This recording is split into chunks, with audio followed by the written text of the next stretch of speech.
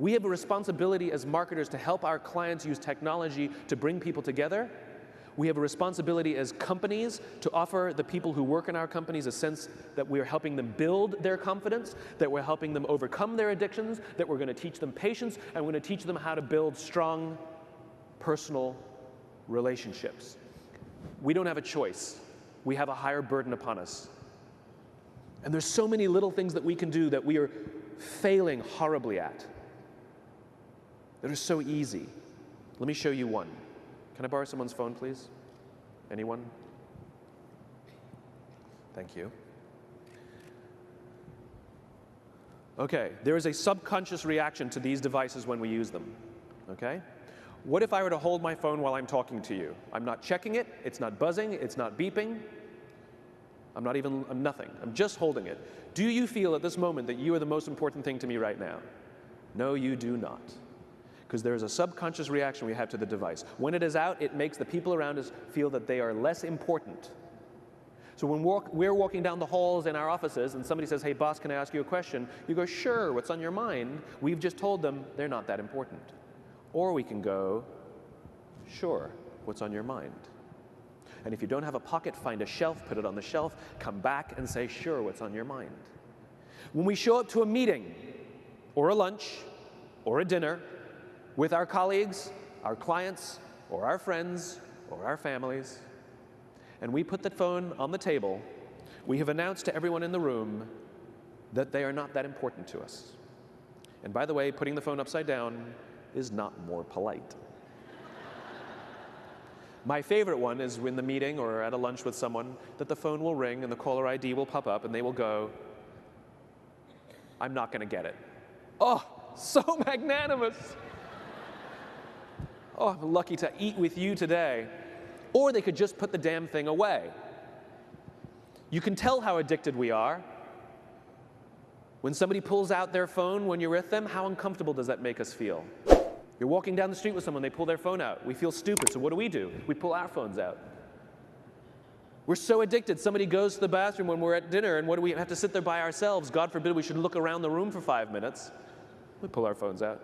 Meetings, awful. What do we do when a meeting happens, right? Everybody's sitting waiting for the meeting to start. Bob's running a few minutes late. Bob's here? Okay, start the meeting. Do you know when relationships are built? All that in between time. Thank you very much.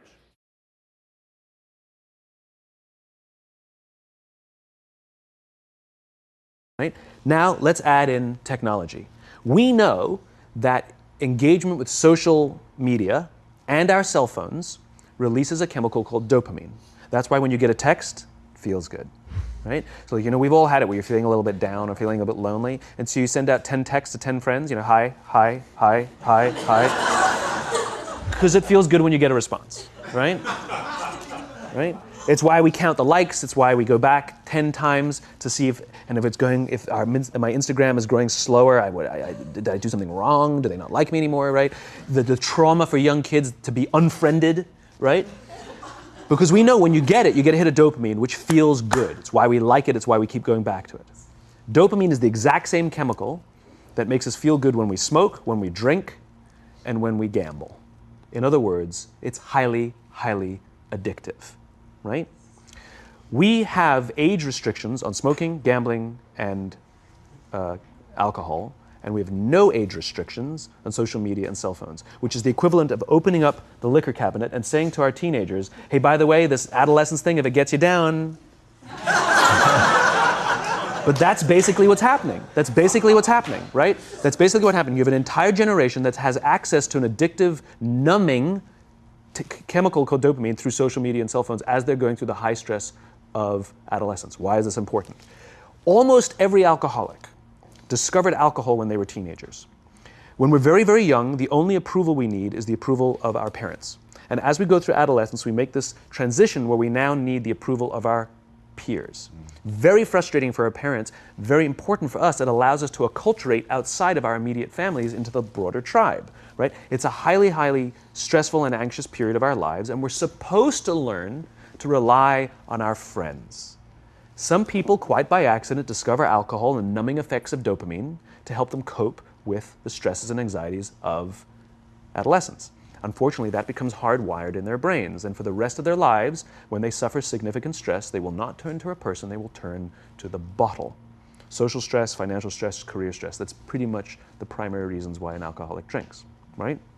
What's happening is because we're allowing unfettered access to these dopamine-producing devices and media, basically it's becoming hardwired, and what we're seeing is as they grow older, too many kids don't know how to form deep, meaningful relationships.